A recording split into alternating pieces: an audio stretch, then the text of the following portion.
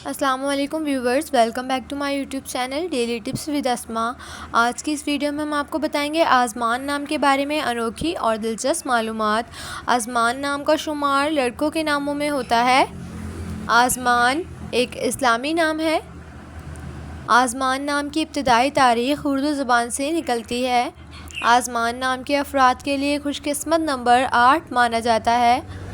माहिरीन के मुताबिक आज़मान नाम के लड़के बहुत खामोश रहने वाले होते हैं। आज़मान नाम का मतलब है आसमान, जन्नत। आज़मान नाम के लड़कों के लिए खुशकिस्मत दिनों में सोमवार और जुम्मे का दिन शामिल है। आज़मान नाम के अफराद के लिए मुआफ़िक रंगों में नीला और सब्ज़ रंग शामिल है। आज़मान नाम के अफराद के लिए मुआफ़िक पत्थरों में मरकत पत्थर शामिल है। खुशकिस्मती वाले धातों में हिंसों के हिसाब से चांदी शामिल है।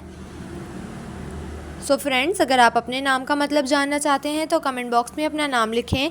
इंशाअल्लाह हम आपके नाम की वीडियो ज़रूर बनाएंगे। Thanks for watching. अल्लाह हाफिज़।